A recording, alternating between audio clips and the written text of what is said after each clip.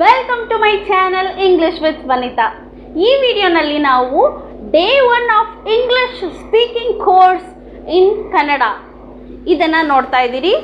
ಈ ಕೋರ್ಸ್ ಹೇಗಿರುತ್ತೆ ಅಂದರೆ, ನೀವು ಬೇಸಿಕ್ ಲರ್ನರ್ಸ್, ನಾನು ಈಗ ಇಂಗ್ಲೀಷ್ ಕಲಿಬೇಕು, ಹೊಸದಾಗಿ ಸ್ಟಾರ್ಟ್ ಮಾಡೋಣ ಅಂದ್ಕೊಂಡಿದ್ದೀನಿ, ನನಗೇನು ಇಂಗ್ಲೀಷಲ್ಲಿ ಗೊತ್ತಿಲ್ಲ, ಅರ್ಥ ಆಗುತ್ತೆ ಇಂಗ್ಲೀಷ್ ಮಾತಾಡುವಾಗ, ಬಟ್ ನನಗೆ ಏನು ಮೈಂಡಲ್ಲಿ ಸ್ಟ್ರೈಕ್ ಆಗಲ್ಲ ಮಾತಾಡುವಾಗ, ಹೇಗೆ ಟ್ರಾನ್ಸ್ಲೇಟ್ ಮಾಡೋದು ಅನ್ನೋದನ್ನು ಗೊತ್ತಿಲ್ಲ. ನನಗೆ ಕನ್ನಡದಲ್ಲಿ ಗೊತ್ತಾಗುತ್ತೆ, ಬಟ್ ಅದನ್ನು ಇಂಗ್ಲೀಷಲ್ಲಿ ಕನ್ವರ್ಟ್ ಮಾಡಬೇಕು, ಟ್ರಾನ್ಸ್ಲೇಟ್ ಮಾಡಬೇಕು ಅಂದರೆ ಗೊತ್ತಾಗ್ತಾ ಇಲ್ಲ ಅನ್ನೋರಿಗೆ ಇದು ಬೇಸಿಕ್ಕಿಂದ ನೀವು ಕಲಿಬೇಕು.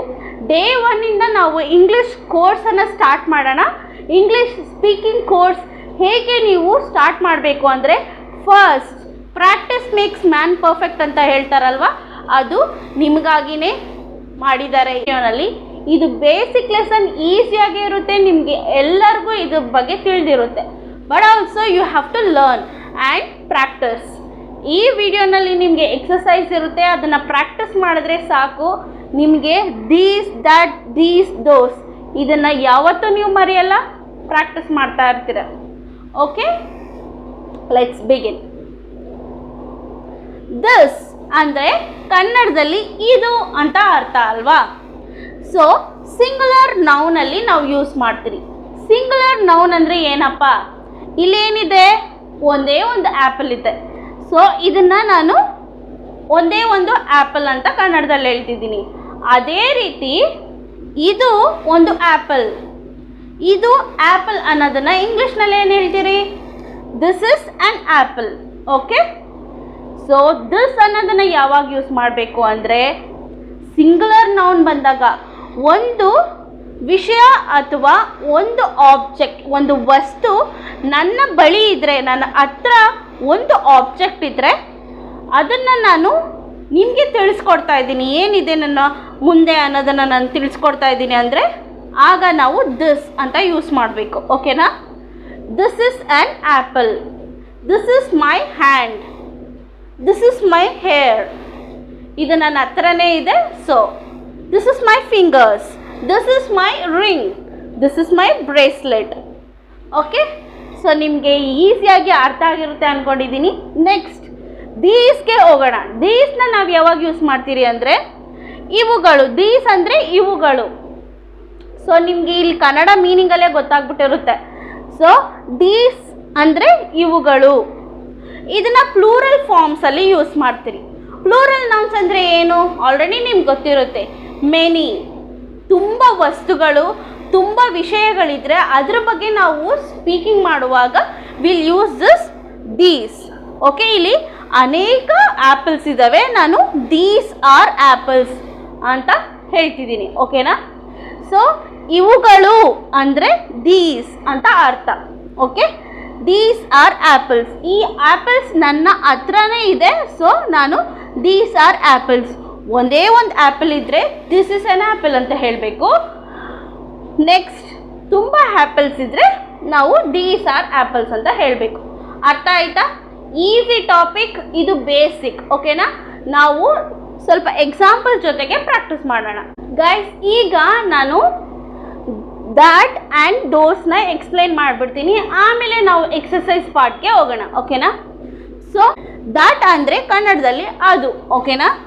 ಇದನ್ನು ಕೂಡ ನಾವು ಸಿಂಗುಲರ್ ಫಾರ್ಮ್ಸಲ್ಲೇ ಯೂಸ್ ಮಾಡ್ತೀರಿ. ಸಿಂಗುಲರ್ ಅಂದರೆ ಏನು, ಒಂದೇ ಒಂದು ಆಬ್ಜೆಕ್ಟ್ ದೂರ ಇದ್ದರೆ, ನನ್ನ ಬಳಿಯಿಂದ ದೂರ ಇದ್ದರೆ ಅದನ್ನು ನಾನು ಅದು ಅಂತ ಹೇಳ್ತೀನಿ, ಇಂಗ್ಲೀಷ್ನಲ್ಲಿ ದ್ಯಾಟ್ ಅಂತ ಹೇಳ್ತೀನಿ. ಓಕೆನಾ. ಸೊ ನಿಮಗೆ ಅರ್ಥ ಆಗಿರುತ್ತೆ. ಸೊ ಇಲ್ಲಿ ನಾನು ದೂರ ಸ್ವಲ್ಪ ನಿಂತ್ಕೊಂಡಿದ್ರೆ ಅದು ಆ್ಯಪಲ್ ಅಂತ ನಾನು ಹೇಳ್ತಾ ಇದ್ದೀನಿ, ಅದನ್ನು ನಾನು ದಟ್ ಈಸ್ ಆ್ಯನ್ ಆ್ಯಪಲ್ ಅಂತ ಇಂಗ್ಲೀಷ್ನಲ್ಲಿ ಹೇಳ್ತಾ ಇದ್ದೀನಿ. ಇಷ್ಟೇ ವ್ಯತ್ಯಾಸ, ಏನಿಲ್ಲ. ಅದು ಆ್ಯಪಲ್ ಅಂದರೆ that is apple, that is paper, that is flower. Okay, single object ಇದ್ದರೆ ದೂರ, that is object, that is my thing, that is my cloth, that is my mirror, that is my house. Okay, so ಈ ರೀತಿ ನಾವು ಸೆಂಟೆನ್ಸಸನ್ನು frame ಮಾಡಬೇಕು. ದೋಸ್ ಅಂದರೆ ಏನು, ದೋಸ್ ಅಂದರೆ ಅವುಗಳು ಅಂತ ಅರ್ಥ. ಓಕೆ, ಇಲ್ಲೇ ನಿಮಗೆ ಡಿಫ್ರೆನ್ಸಸ್ ಗೊತ್ತಿರುತ್ತೆ. ಸೊ ಪ್ಲೂರಲ್ ಫಾರ್ಮ್ಸಲ್ಲಿ ನಾನು ಅದು, ಅವುಗಳು ಅಂತ ಯೂಸ್ ಮಾಡ್ತಿದ್ದೀನಿ. ಓಕೆ, ಪ್ಲೂರಲ್ ಫಾರ್ಮ್ಸ್ ಅಂದರೆ ಏನು? ಮೆನಿ ಥಿಂಗ್ಸ್, ಮೆನಿ ಆಬ್ಜೆಕ್ಟ್ಸ್, ಅನೇಕ ವಸ್ತುಗಳು ನನ್ನ ಬಳಿಯಿಂದ ದೂರ ಇದ್ದರೆ ಅವುಗಳನ್ನು ನಾನು ದೋಸ್ ಅಂತ ಹೇಳ್ತೀನಿ. Okay, those are apples. ನನ್ನ ಬಳಿಯಿಂದ ಈ ಆ್ಯಪಲ್ಸ್ಗಳು ದೂರ ಇದ್ದಾವೆ ನೋಡಿ, ಸೊ ನಾನು ದೋಸ್ ಆರ್ ಆ್ಯಪಲ್ಸ್ ಅಂತ ಹೇಳ್ತಾ ಇದ್ದೀನಿ. ಓಕೆನಾ? Those are walls, those are houses. E S ಅಂತ ಯೂಸ್ ಮಾಡಬೇಕು, ಎಸ್ ಅಂತ ನಾವು ಪ್ಲೂರಲ್ ಫಾರ್ಮ್ಸಲ್ಲಿ ಯೂಸ್ ಮಾಡ್ತೀರಿ. ನೆಕ್ಸ್ಟ್ ಲೆಸನ್ ನಾವು ಪ್ಲೂರಲ್ ಆ್ಯಂಡ್ ಸಿಂಗುಲರ್ ನೌನ್ಸನ್ನು ನೋಡೋಣ. ಓಕೆನಾ? So those are apples, those are mangoes, those are trees. ಈಗ ನಾವು ಎಕ್ಸಸೈಸ್ ಪಾರ್ಟ್ಗೆ ಹೋಗೋಣ. Let's practise speaking. ದಿಸ್ ಒಂದು ಆಬ್ಜೆಕ್ಟ್ ಬಗ್ಗೆ ಮಾತಾಡುವಾಗ, ಒಂದು ಸಿಂಗಲ್ ಪರ್ಸನ್ ಬಗ್ಗೆ ಮಾತಾಡುವಾಗ ಇಸ್ ಅಂತ ಯೂಸ್ ಮಾಡ್ತೀರಿ. ಅದೇ ಇನ್ನೂ ಅನೇಕ ಆಬ್ಜೆಕ್ಟ್ಸ್ ಬಗ್ಗೆ ಮಾತಾಡುವಾಗ ಆರನ್ನು ಯೂಸ್ ಮಾಡ್ತೀರಿ. ಇದೇ ಈ ಕಾನ್ಸೆಪ್ಟ್. ಇದು chair, this is a chair.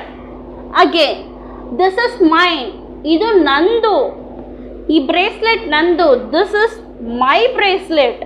Okay, this is not yours, ಇದು ನಿಂದಲ್ಲ, ದಿಸ್ ಇಸ್ ನಾಟ್ ಯೋರ್ಸ್, ಈ ರಿಂಗ್ ನಿಂದಲ್ಲ. Okay, this is not your ring, this is theirs, ಇದು ಅವ್ರದ್ದು ಅಂತ ಹೇಳ್ತಿದ್ದೀರಿ.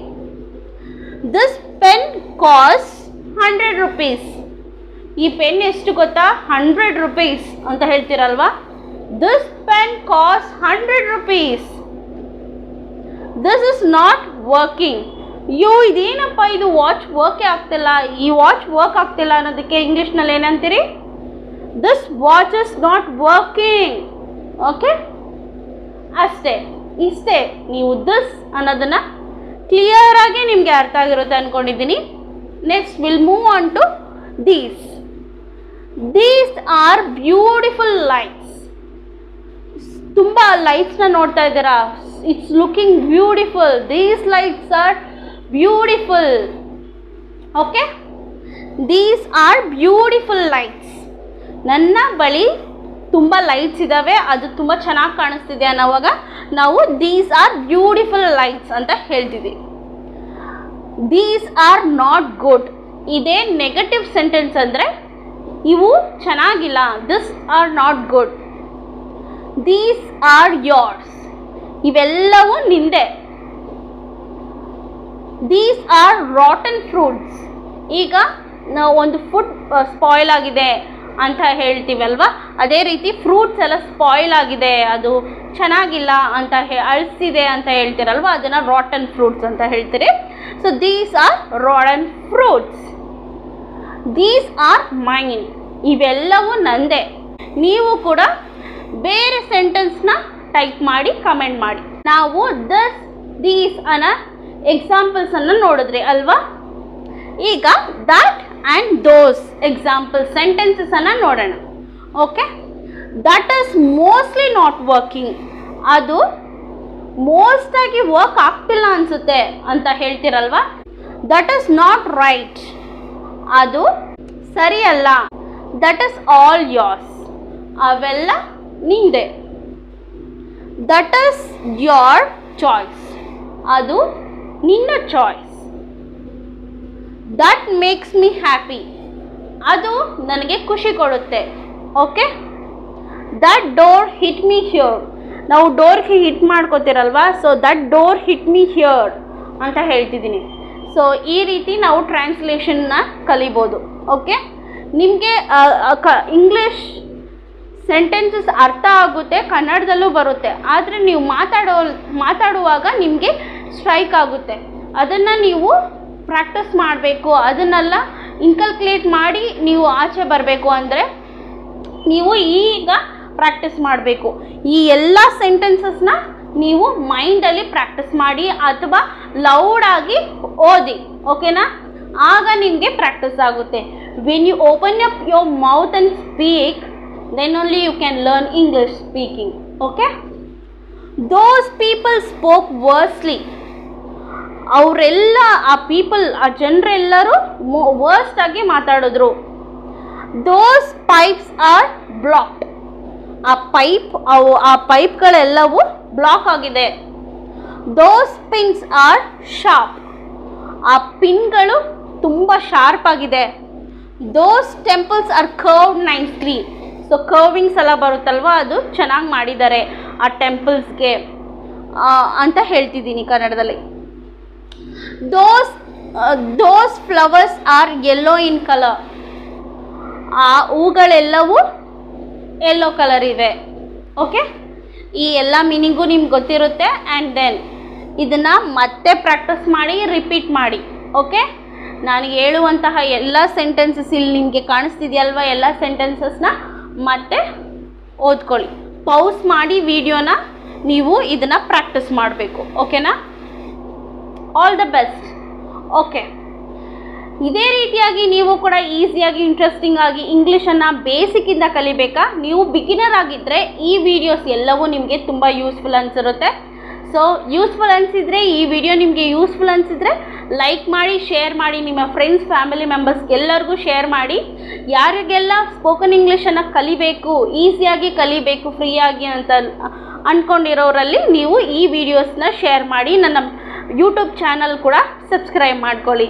ಆ್ಯಂಡ್ ದೆನ್ ಈ ವಿಡಿಯೋಗೆ ಲೈಕ್ ಮಾಡಿ. Thank you. Never stop learning, never stop growing.